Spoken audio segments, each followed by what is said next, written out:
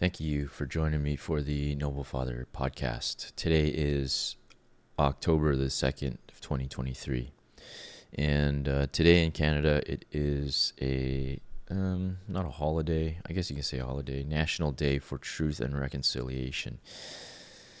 And one of the things about being a Canadian, people always say, oh, you guys are so nice and you guys are, this and that, and you guys are so peace loving and all this stuff. In reality, we have a lot of issues, and we have our own history. And one of those things is, and the reason why we have this holiday today called Truth and Reconciliation is for the Native Indigenous children who were forced to go to residential schools to learn how to be, I guess, let's just say Canadian. And as a Christian myself,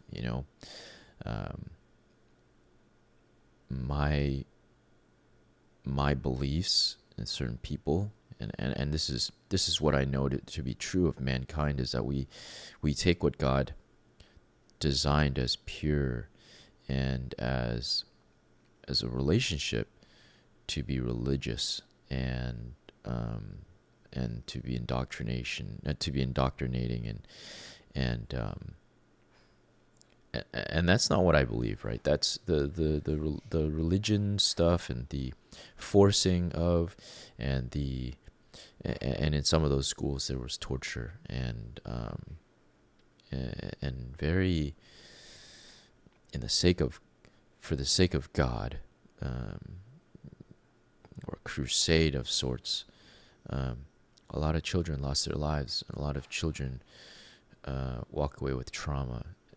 And even now, as a nation, we as Canadians, we have so many problems. The Indigenous population here in Canada make up a small fragment of our society, yet they make up such a large portion of our criminal justice system.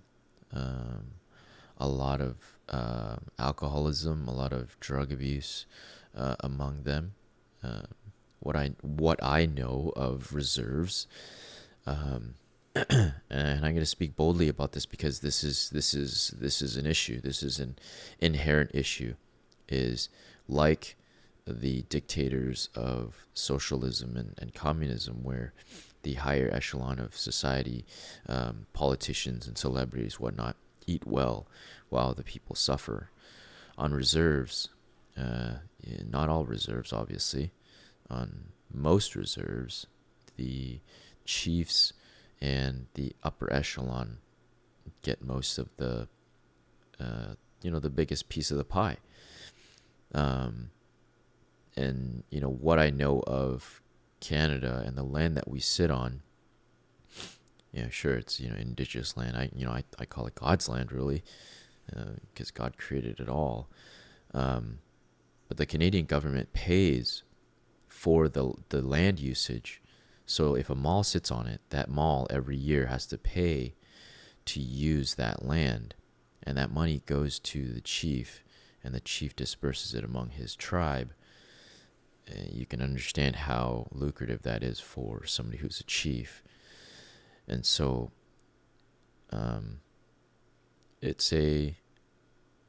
we're all bad guys here, really. We're all sinful people. This is nothing new. It's something that I always talk about.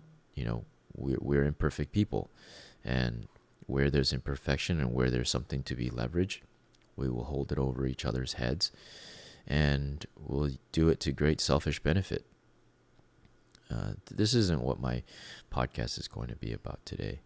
I wanted to share something that happened this week as well. As last Sunday, as we were sitting in church, guy going up there was doing an announcement for the church, right? The weekly announcements, and the topic of baptisms was coming up.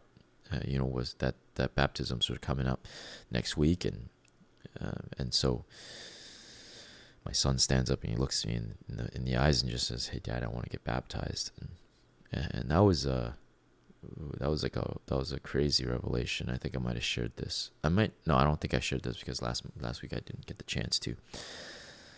But man, a lot of emotions as a father, right? Like I always say, we're spiritual beings living a physical life. And so when I think about fatherhood and the journey of fatherhood and the mission and the objective of fatherhood, it's when I think about the bigger picture, we are here to steward and guide our children into heaven. That's just we're here to prepare them for eternity. And so, I've said before in the past, like if you're a dad who doesn't believe in a higher power or life beyond this physical plane, is to look at your children and think and ask yourself, are you ready to be wrong about that for your kids' sake? I don't care if you don't care for yourself. But the journey of masculinity, the journey from a boy to be a man, to becoming a man, to be a masculine man, the just like Shia LaBeouf shared on the podcast, is you become a man when you become responsible for somebody else. And responsibility isn't just for the physical side of things. It's not just for the emotional or the mental side of things. There's a spiritual side of things. You're responsible for that as well. And so as a father, I'll ask you, are you ready? Are you ready for that? Are you ready to be wrong about what you believe spiritually? Sure, you might have been hurt by man's version of faith, but that's not true faith. Interesting. Yesterday at church, I was having a conversation with my friend Alex. We were just talking about how glorious of a day it was and how awesome it was, and we were talking about some concerns and we all have our life struggles and it's funny because as we were talking about the struggles, suddenly this old lady walks past us and she just starts telling us her story about how her husband was so against her son getting baptized and he's since passed away. I don't know if he walked back on the resistance, or the objection that he had towards it. But it was crazy because we were met right there, and she just so happened to, like, it was unprompted. She walked up to us, like we didn't do anything. We didn't initiate or engage her in any way, and she just went to go share it, and that kind of solidified in my head, of like, yeah, you can't afford to be wrong. Yesterday, as I was watching my son get baptized, I was like I was kind of blown away, and then I felt in the pit of my stomach of like, because here, so more context. So, because it was last Sunday that my son asked this question, like for 3 weeks, I say probably about 3 weeks or maybe about a month, I was feeling this like very deep-seated, deep-rooted lack of peace, of like, and of questioning, actually, of asking God. I was like, Lord, like when my child's salvation, my kids' salvations, like both my son and my daughter, their salvation, it just weighed so heavily on me for 2 weeks, for 3 weeks. I wasn't sure where it was coming from, and not just that, because as a community leader for Noble Father, like I don't only care about myself and my children. I care about the fathers in my group. I care about the fathers at large. I care about their children's at large. I care about them so deeply, and I feel it so deeply. And so the burden in my heart is always what I would want for my children, why would I not want that for those that I care about? And even those that don't know me, I still care about them. That salvation piece is one that I couldn't. It was sitting so heavy for me, and to have that happen there, I was like,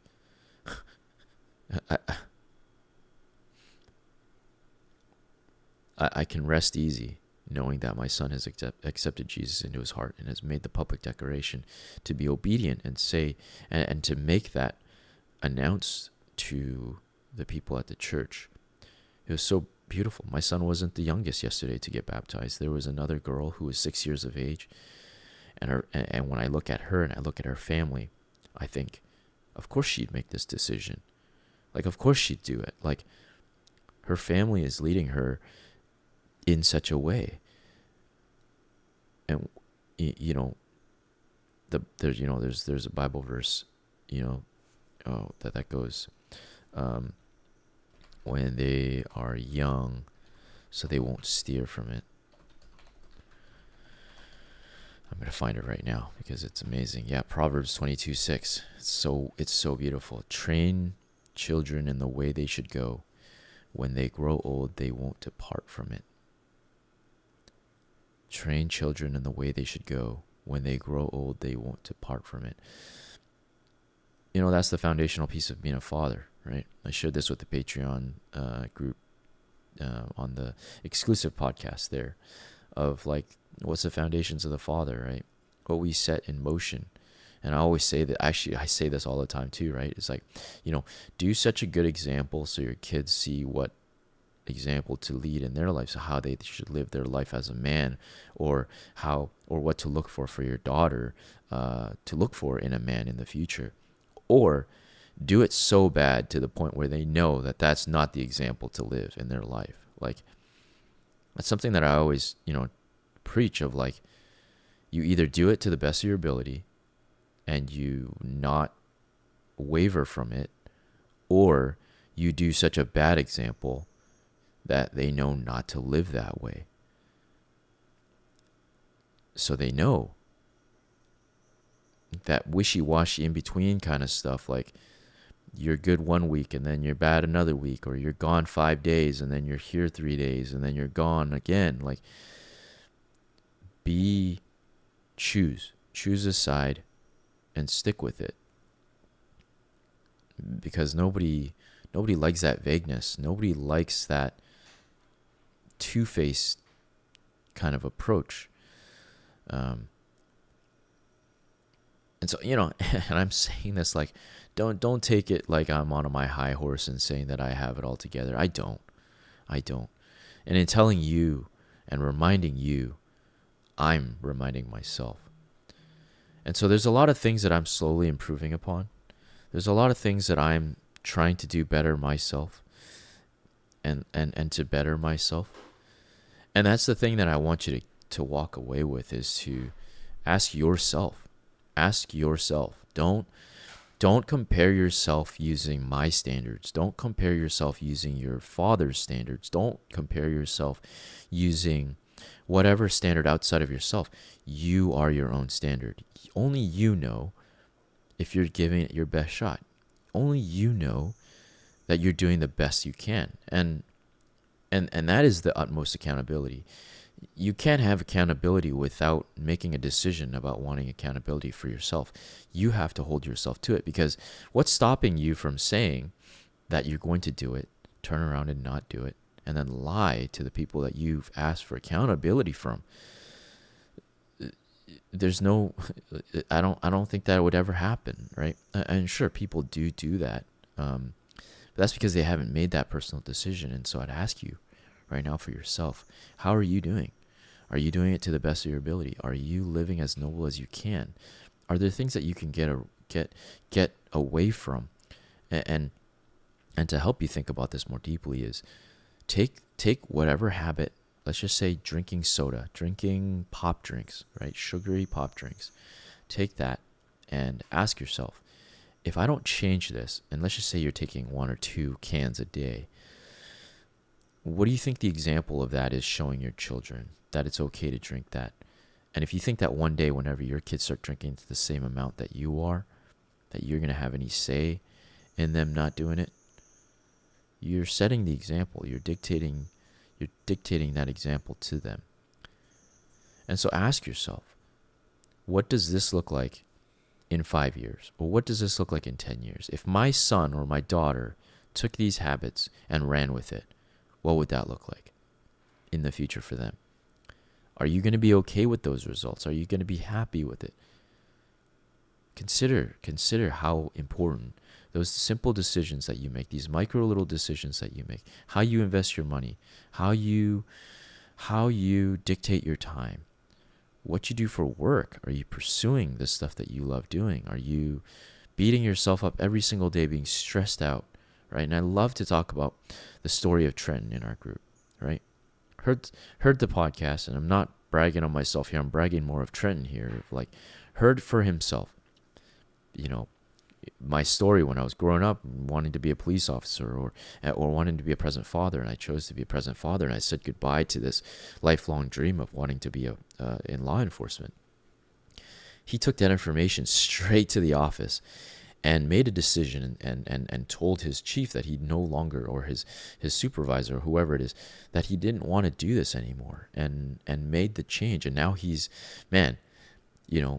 most recent update, he's it's fundraiser season, and if you haven't already, go check out his popcorn business called Wooden Crate Popcorn. And I had an opportunity to try it out on a recent trip to Orlando, where we did our first Noble Father retreat. And these are really, really good treats. Definitely go for the hulless. If you like popcorn, but you don't like the husks and the hull that they sometimes get stuck in your teeth. The hullest popcorn is like legal cocaine. It is legalized drugs, pretty much. It's so addictive, and it's so amazing. It tastes amazing. Anyways, you tell Trenton that Theo from Noble Father sent you. He'll know who it is. And definitely go check out his wares. But now he runs a popcorn company that is, nourishing people, I should say, and feeding us with some wonderful goodies and good flavors and whatnot. But man, he's living the dream, right? He asked himself, is this what I want to keep doing? And it was crazy because, he's telling how his son was saying, I don't like it whenever you go to be a police officer, Daddy. And that's a warning. That's a hint, right? You can imagine the resentment that can build from that if Trenton didn't lead into that, didn't go into it, and didn't walk into it, right? But no, he chose action. It was difficult. It was hard, switching careers like that, and suddenly going from relying on the state, what we call the branch, right? The branch that the bird is sitting on, to trusting that you have wings to fly. And man, has he taken off. Like, yeah, sure, it was difficult probably for the first couple of months, but man, and I'm sure it's probably difficult right now still for him. He's got tons of orders and things that he's got to do, but like, you make your way out of it. You'll figure your way out of it. If a world war started, you'd figure your way out of it. You would find your way out of it. Why are you so scared of, so many people are always scared of risk, and I'm scared that, I'm not going to make it. Yeah, you might not make it, but what's the worst that could happen? And you just go back and find another job. How hard can it be? I hope that this motivates you to think about your life and just think, what risk is there too big for you to live a life that your children look back on and say, Daddy did it, right? Even just for yourself. Would you lie on your deathbed and wonder to yourself if you had made the right decision after listening to this podcast? Or, your son at a young age told you, Daddy, I don't like you doing this, and you didn't do anything about it. Would you be okay with that on your deathbed? I'm sure you wouldn't. And so you have an opportunity now. Every day is an opportunity. You have the internet. Goodness, if there's ever a time to start a business by yourself, running it online, now is the time. You have things that you can leverage. You have wisdom you can leverage. I'm always available. You can always reach out to me. I started this podcast from thought till publishing. Probably only took me maximum maybe 2 weeks. And I'm talking like a week and a half of thinking about it, and then like 2 or 3 days of like implementing it. It was not difficult at all. And to be honest with you, I don't pay anything every single month to publish my episodes online. And so if you ever have the desire, I mean, think about this. This is, if anything, this is a great example of like, you're looking, if you're watching this video podcast on YouTube right now, you'll see the mic that I have. You'll see the arm that I have. My camera is obviously not a cheap camera. That's grown to, obviously, me investing in myself, to this product now that I am very, very proud of. It starts with a humble beginning. It starts with a decision. I always say in Brazilian Jiu-Jitsu, the hardest belt to get is not the black belt, which is the epitome of the, everybody wants to strive to get the black belt. That is not the hardest belt to get. The hardest belt to get is the white belt, which is the belt of getting started. So many people don't get started. And so consider this for yourself. What is the example you are setting for your children? What is it you're doing? What are the things that you need to change? Is the example you're setting for your children the one you want them to live in their own life? If there's anything that you're doing that you don't want your children to strive for or to replicate in their lives, how do you go to change it? And what is the path forward to doing that? And also, if you're not living in what you're called to do and you're not living in your purpose, I would consider you dig deeper and ask yourself, what is your purpose? What is my calling in this life? And if you need help with any of those things, I encourage you to reach out.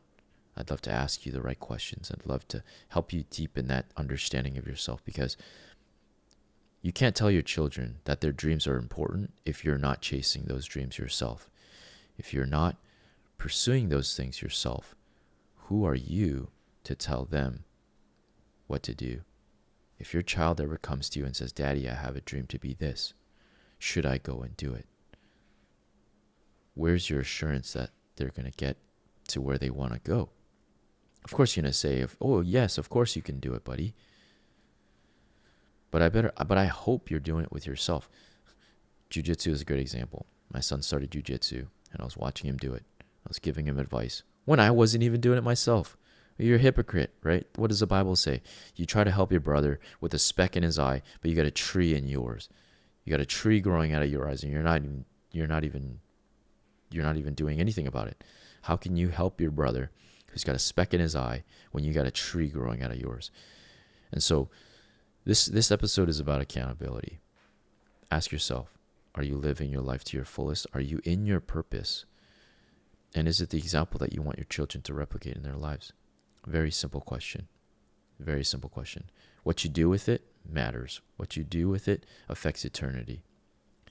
And also on the spiritual side, right, is you are in charge of your children's spiritual life. Are you willing to be wrong?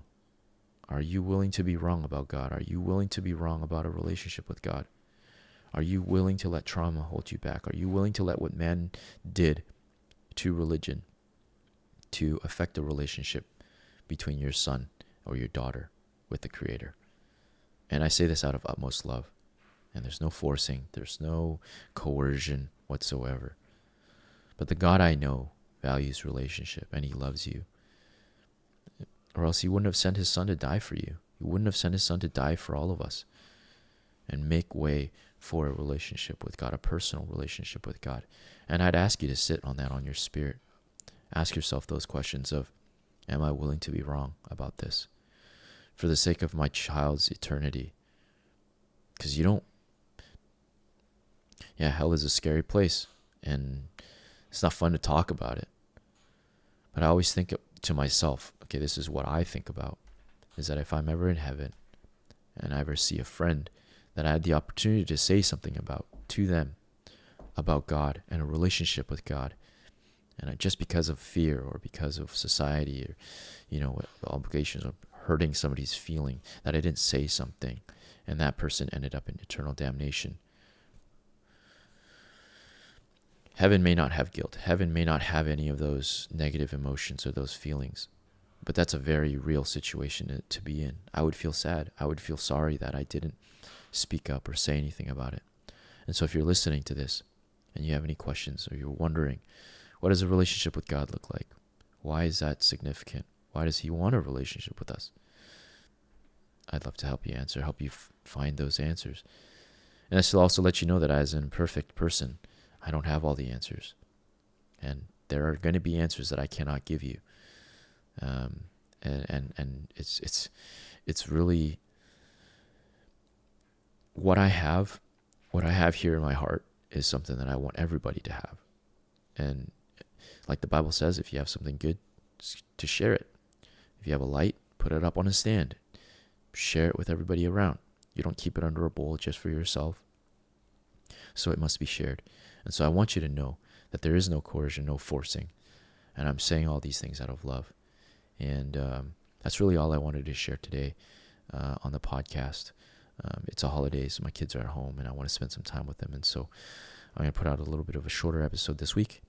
And I just want to say how much I appreciate you guys tuning into the podcast. This has been a work of passion. I've gotten a lot of feedback on Ruben's podcast last week. If you haven't listened to that, man, go check it out.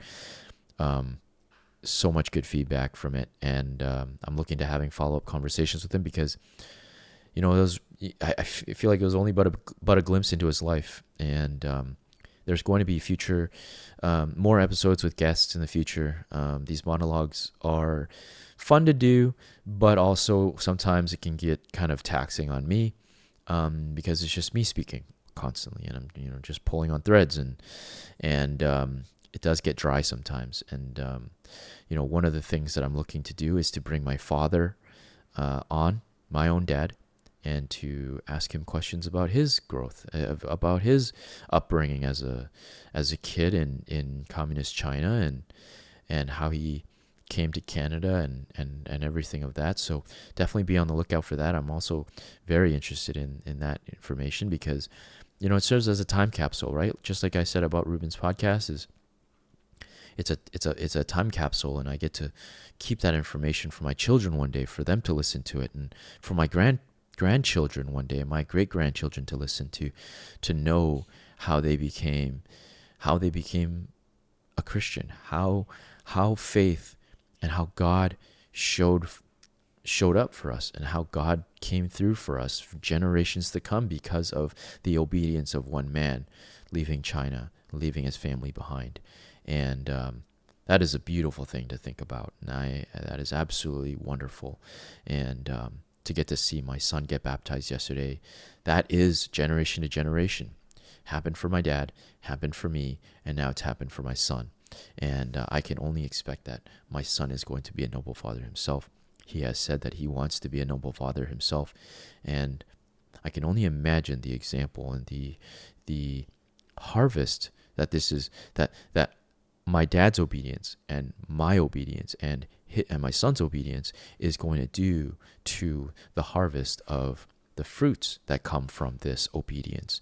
And that's what we're missing more of in this world, right? We're missing so much of it. And so I'm going to cut it there. Thank you for joining me.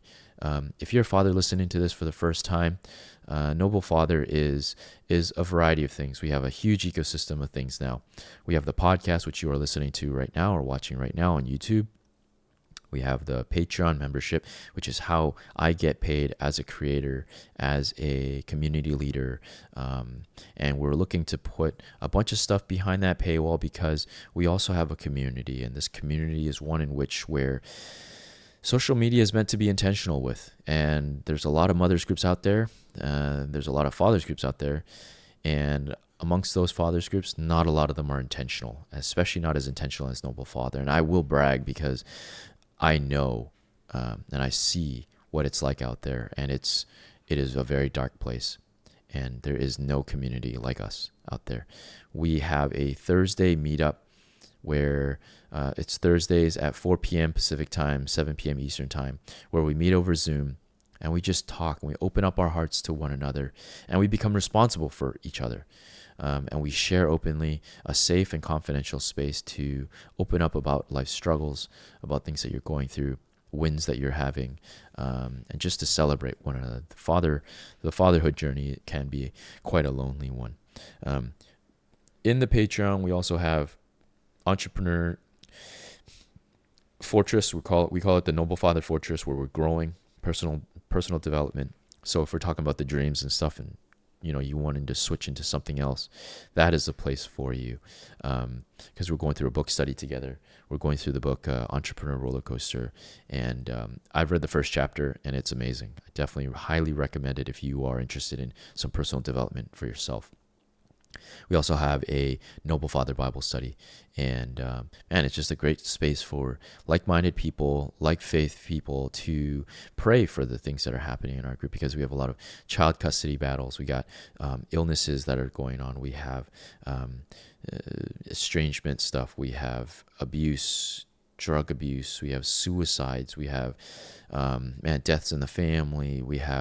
There's just so many things that we can pray for, and we just uplift and grow spiritually, doing Bible studies together, and it's just one more step in creating more noble fathers in the world, because the world has a shortage of it. And so if you're interested in any of those things, hey, please reach out to me. You can look us up. You can Google Noble Father and you'll find our community. If you want to find the links, you can also look up Noble Father Linktree. You can also see that I have the Patreon link if you're watching this right now at the bottom of the screen right here. And you can check out our Patreon. It goes to support me and my work. This is all I do for work, and I am solely devoted to speaking into the lives of fathers, and I'm so glad and so happy and full of gratitude that you have found your way to this podcast today.